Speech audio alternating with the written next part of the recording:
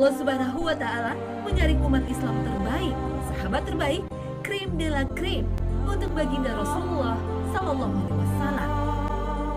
Tepat di tanggal ini 27 Rajab, seorang anak Adam dipanggil pemilik alam semesta Allah Subhanahu wa Ta'ala, bukan untuk kepentingan dirinya, tapi untuk kepentingan seluruh umat Islam di dunia, tak berbatas zaman hingga hari akhir.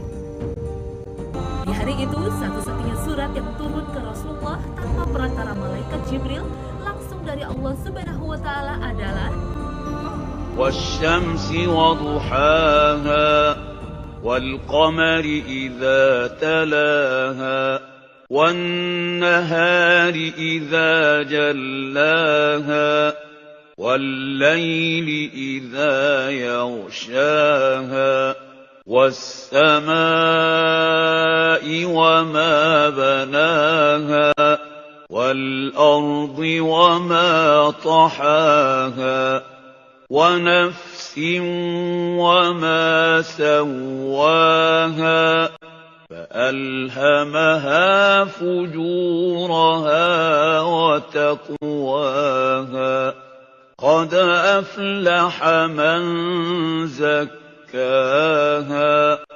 وقد خاب من دساها كذبت ثمود بطغواها إذ انبعث أشقاها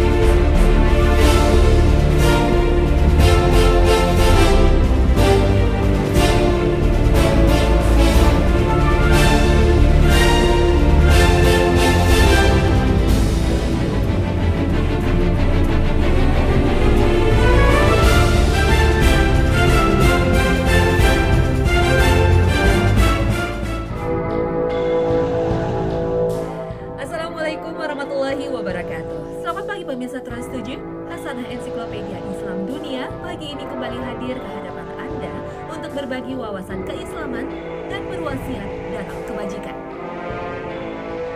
Bulan Rajab menjadi bulan istimewa bagi umat Islam karena sebagian meyakini pada tanggal 27 Rajab terjadi peristiwa Isra Mi'raj yang merupakan awal perintah sholat. Isra secara bahasa berasal dari kata sarah, bermakna perjalanan di malam hari. Adapun secara istilah, Isra adalah perjalanan Rasulullah SAW bersama Jibril dari Mekah ke Baitul Maqdis, Palestina. Berdasarkan firman Allah, Maha Suci Allah yang telah memperjalankan hambanya pada suatu malam dari Al-Masjidil Haram ke Al-Masjidil Aqsa. Al-Quran Surat Al-Isra ayat 1. Sedangkan Mi'raj secara bahasa adalah suatu alat yang dipakai untuk naik. Adapun secara istilah, Mi'raj bermakna tangga khusus yang digunakan oleh Nabi SAW untuk naik dari bumi menuju ke atas langit, seperti yang dijelaskan dalam surat An-Najm ayat 1 hingga 18. Banyak terdapat hadis sahih dengan berbagai riwayat yang menceritakan kisah Isra Mi'raj ini. Syekh Al-Albani rahimahullah dalam kitabnya Al-Isra wal Mi'raj menyebutkan 16 sahabat yang meriwayatkan kisah ini. Antara lain Anas bin Malik, Abu Zar, Malik bin Sya'ah, Ibnu Abbas, Jabir, Abu Hurairah, Ibnu Umar, Ibnu Mas'ud, Ali dan Umar radhiyallahu anhum ajmain. Mari kita simak hadis sahih riwayat Muslim dari Anas bin Malik radhiyallahu anhu bahwa Rasulullah SAW bersabda, "Didatangkan kepadaku burak, yaitu hewan putih yang panjang, lebih besar dari keledai dan lebih kecil dari bakhal. Dia meletakkan telapak kakinya di ujung pandangannya. Maka saya pun menungganginya sampai tiba di Baitul Maqdis. Lalu saya mengikatnya di tempat yang digunakan untuk mengikat tunggangan para nabi. Kemudian saya masuk ke masjid dan sholat 2 rakaat, kemudian keluar. Kemudian datang kepadaku Jibril alaihissalam, dengan membawa bejana berisi khamar dan bejana berisi air susu. Aku memilih bejana yang berisi air susu. Jibril kemudian berkata, engkau telah memilih yang sesuai fitrah. Dalam hadis yang panjang ini, Rasulullah bersama Jibril menuju Sidratul Muntaha. Dari langit pertama hingga langit ketujuh, Rasulullah bertemu dengan para nabi, mulai dari Nabi Adam, Nabi Isa, Nabi Musa, hingga Nabi Ibrahim. Setelah bertemu dengan Allah Azza wa Jalla, Allah mewajibkan 50 salat sehari semalam. Rasulullah kembali ke hadapan Allah untuk meminta keringanan. Setelah dikurangi 5 salat, Rasulullah kembali meminta keringanan, hingga salat berjumlah 5 waktu seperti yang diwajibkan kepada umat Islam saat ini.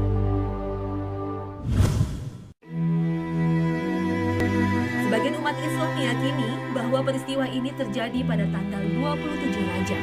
Padahal para ulama ahli sejarah berbeda pendapat tentang tanggal kejadian kisah ini. Imam Nawawi dan Imam Qurtubi berpendapat peristiwa Isra Mi'raj terjadi 5 tahun setelah diutus sebagai Rasul. Sementara ulama yang berpendapat peristiwa ini terjadi pada malam tanggal 27 bulan Rajab tahun ke-10 kenabian adalah pendapat Al-Alamah Al-Mansyurfuri rahimahullah. Sebagian ulama ada yang berpendapat Isra Mi'raj terjadi 6 bulan sebelum hijrah atau pada bulan Muharram tahun ke-13 setelah kenabian. Ada juga yang berpendapat terjadi setahun 2 bulan sebelum hijrah, tepatnya pada bulan Muharram tahun ke-13 setelah kenabian. Dan ulama lain berpendapat setahun sebelum hijrah atau pada bulan Rabiul Awal tahun ke-13 setelah kenabian.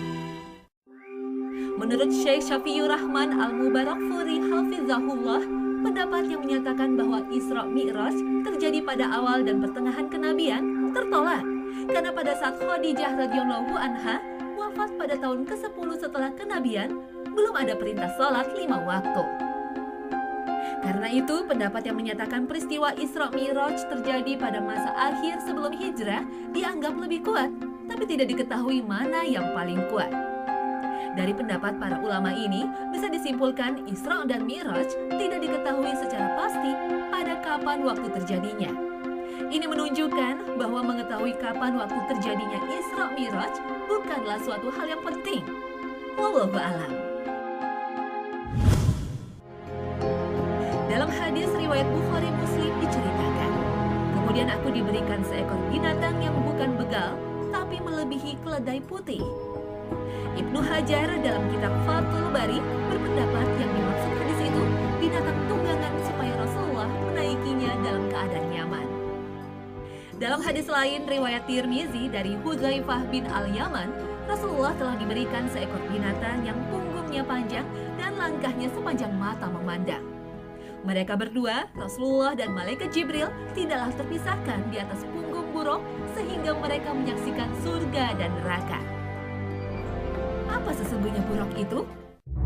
Kita cukup mendasarkan pada hadis-hadis sahih yang tidak mendeskripsikan secara detail yang dimaksud dengan buruk. Kita cukup mengimani kebenaran peristiwa itu. Buruk adalah istilah yang dipakai Al-Quran dengan makna kilat. Jika kita menggunakan nalar sains modern, maka jika buruk diartikan sebagai binatang bersayap, maka kita menganggapnya aneh. Binatang bersayap hanya berfungsi dalam lingkungan atmosfer planet, padahal perjalanan Isra Mi'raj menembus luar angkasa yang hampa udara tidak lagi dibutuhkan sayap untuk terbang. Apalagi sebelum menembus keluar atmosfer bumi, tubuh Nabi dan binatang buruk akan bergesekan hingga hancur terbakar. Jika kita mengartikan buruk sebagai cahaya, maka menurut para astronom, untuk mencapai jarak terjauh galaksi dibutuhkan 20 bilion tahun cahaya. Kecepatan cahaya merupakan kecepatan tertinggi yang diketahui oleh manusia saat ini. Para ilmuwan sudah menemukan kecepatan kilat atau cahaya bergerak sejauh 186.000 mil atau 300 km per detik. Jika jarak bumi dan matahari sekitar 93 juta mil, maka bisa ditempuh oleh cahaya dalam waktu 8 menit. Bila ditinjau dari kacamata sains, perjalanan Isra Mi'raj Rasulullah SAW sebenarnya berkaitan dengan cahaya. Perjalanan Nabi Muhammad bersama Malaikat Jibril yang Allah Subhanahu wa Ta'ala ciptakan dari cahaya, sebagaimana ditegaskan dalam hadis yang diriwayatkan Imam Muslim. Allah menciptakan malaikat dari cahaya, menciptakan jin dari nyala api, dan menciptakan Adam dari apa yang telah disifatkan, dijelaskan kepada kalian. Seorang pakar astrofisika dari Mesir, Dr. Mansur Hassab El-Nabi, berusaha mengkaitkan surat As-Sajadah ayat 5 dengan laju percepatan cahaya untuk bisa memahami peristiwa Isra Mi'raj. Dia mengatur urusan dari langit ke bumi, kemudian urusan itu naik kepadanya dalam satu hari yang kadarnya adalah 1000 tahun menurut perhitunganmu. Al-Quran Surat As-Sajadah ayat 5. Dan hasilnya kecepatan malaikat dalam Surat As-Sajadah ayat 5 yaitu satu hari adalah 1000 tahun, sebanding dengan kecepatan cahaya 300.000 km per detik. Jadi perjalanan Isra dan Mi'raj Nabi Muhammad SAW dari Masjidil Haram di Mekah ke Masjidil Aqsa di Palestina, kemudian naik ke Sidratul Muntaha di langit ketujuh, hanya dalam satu malam bersama malaikat Jibril bisa jadi melesat dengan kecepatan cahaya. Wallahu a'lam bishawab. Tapi di manakah Sidratul Muntaha yang menjadi tujuan Mi'raj Rasulullah? Allah Ta'ala berfirman, dan sesungguhnya dia Nabi Muhammad SAW telah melihat Jibril itu dalam rupanya yang asli pada waktu yang lain di Sidratul Muntaha. Di dekat Sidratul Muntaha ada surga tempat tinggal. Dia melihat Jibril ketika Sidratul Muntaha diliputi oleh suatu selubung. Penglihatannya tidak berpaling dari yang dilihatnya itu dan tidak pula melampauinya. Sesungguhnya dia telah melihat sebagian tanda-tanda kekuasaan Tuhannya yang paling besar. Al-Quran Surat An-Najm ayat 13 hingga 18. Perjalanan Isra Mi'raj bukanlah perjalanan biasa. Mana mungkin Rasulullah bisa menempuh perjalanan dari Masjidil Haram ke Masjidil Aqsa dan dilanjutkan ke Sidratul Muntaha hanya ditempuh sekitar 8 jam bolak-balik lagi.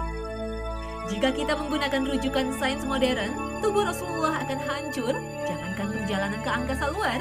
Perjalanan ke Masjidil Aqsa saja yang berjarak 1.500 km, tubuh Rasulullah akan terkoyak-koyak. Kita coba bayangkan perjalanan Isra Mi'raj dengan mengacu pada surat Al-Ma'arij ayat 4. Para malaikat dan Jibril naik menghadap kepada Tuhan dalam sehari setara dengan 50.000 tahun. Menurut Agus Purwanto DSC, seorang pakar fisikoteori, dalam bukunya Nalar Ayat-Ayat Semesta, jika ayat ini dijadikan rujukan kecepatan Mi'raj Rasulullah, maka kecepatan malaikat diketahui 18.262.500 kali kecepatan manusia. Jika Isra Mi'raj berlangsung selama 8 jam, maka kecepatan malaikat 91.312.500 km per jam. Jika kita hitung dari bumi, maka perjalanan Rasulullah bersama Jibril hanya baru melewati Mars dan setengah perjalanannya menuju Jupiter.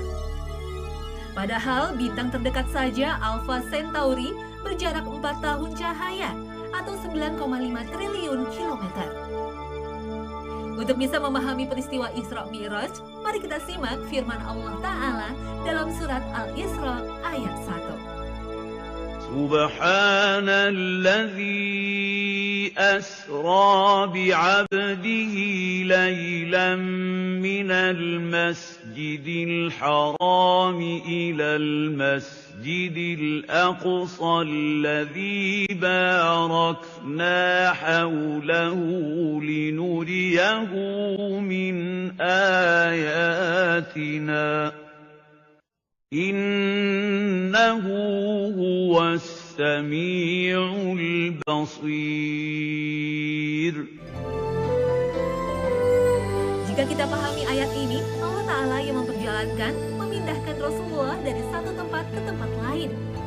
Allah menggunakan kata abdihi, hambanya yang terpilih. Kata ini merujuk pada jiwa dan raga, rohani dan jasmani. Dalam ayat ini juga, Allah juga menggunakan kata la ilah, yang merupakan penggalan waktu dalam sehari.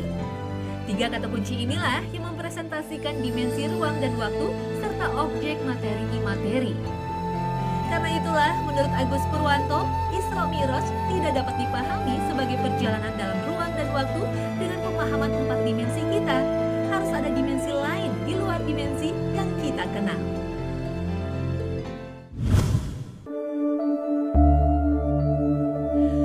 berita yang datang dalam kisah Isra Miraj seperti sampainya beliau ke Baitul Maqdis, kemudian berjumpa dengan para nabi dan salat mengimami mereka, serta berita-berita lain yang terdapat dalam hadis-hadis yang sahih merupakan perkara gaib. Sikap Ahlus Sunnah wal Jamaah terhadap kisah-kisah Isra Miraj wajib menerima dan mengimani tentang kebenaran berita itu, tidak menolak atau mengubah berita tersebut sesuai dengan kenyataannya. Kewajiban kita adalah beriman sesuai dengan berita yang datang terhadap seluruh perkara-perkara gaib yang Allah Ta'ala kabarkan kepada kita atau dikabarkan oleh Rasulullah SAW. Hendaknya kita meneladani sifat para sahabat radhiyallahu anhum terhadap berita dari Allah dan Rasul-Nya. Dikisahkan dalam sebuah riwayat bahwa setelah peristiwa Isra Miraj, orang-orang musyrikin datang menemui Abu Bakar alaihissalam Siddiq radhiyallahu anhum. Mereka mengatakan, "Lihatlah apa yang telah diucapkan temanmu, yakni Muhammad SAW." Abu Bakar berkata, "Apa yang beliau ucapkan?" Orang-orang musyrik berkata, "Dia menyangka bahwasannya dia telah pergi ke Baitul Maqdis dan kemudian dinaikkan ke langit, dan peristiwa tersebut hanya berlangsung 1 malam." Abu Bakar berkata, "Jika memang beliau yang mengucapkan, maka sungguh berita tersebut benar sesuai yang beliau ucapkan, karena sesungguhnya beliau adalah orang yang jujur." Orang-orang musyrik kembali bertanya, "Mengapa demikian?" Abu Bakar menjawab, "Aku membenarkan seandainya berita tersebut lebih dari yang kalian kabarkan. Aku membenarkan berita langit yang turun kepada beliau. Bagaimana mungkin aku tidak membenarkan beliau tentang perjalanan ke Baitul Maqdis ini?" Hadis diriwayatkan oleh Imam Hakim dalam Al-Mustadrak dari Aisyah radhiyallahu anha. Perhatikan bagaimana sikap Abu Bakar radhiyallahu anhu terhadap berita yang datang dari Nabi SAW. Beliau langsung membenarkan dan mempercayai berita tersebut. Beliau tidak banyak bertanya, meskipun peristiwa tersebut mustahil dilakukan dengan teknologi pada saat itu. Demikianlah seharusnya sikap seorang muslim terhadap setiap berita yang sahih dari Allah dan Rasul-Nya.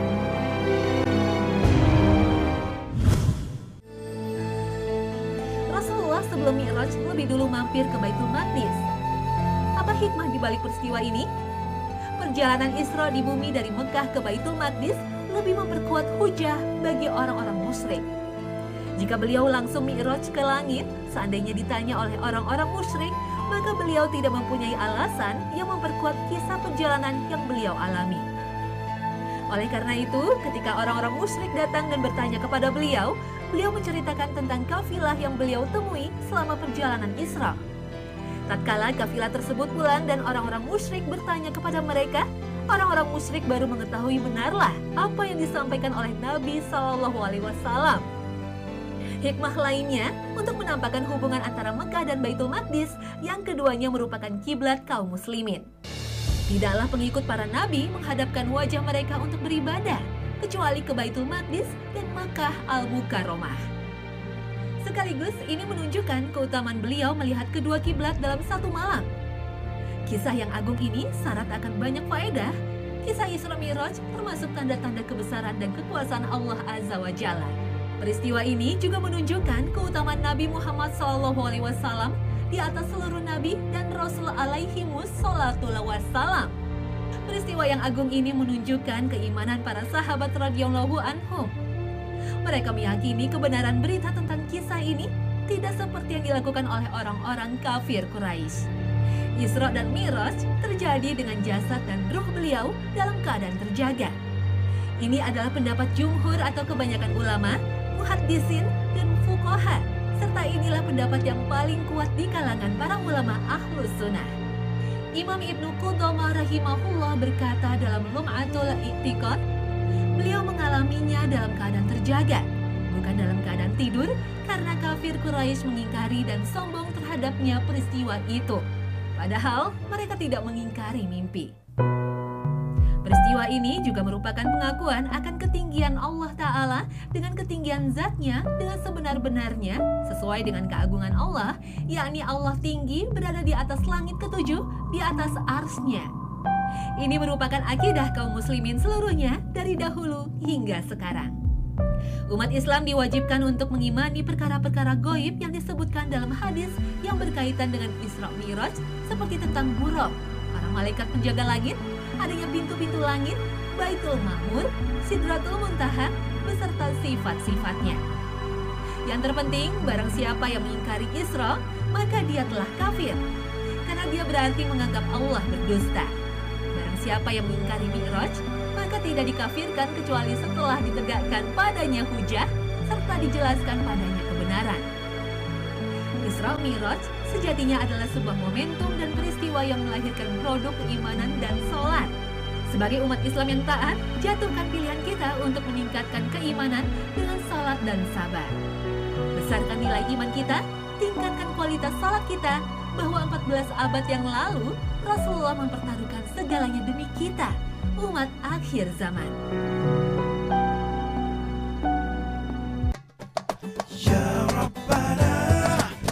Nah pemirsa, inilah peristiwa agung yang menjadi awal perintah salat yang diwajibkan pada umat Islam.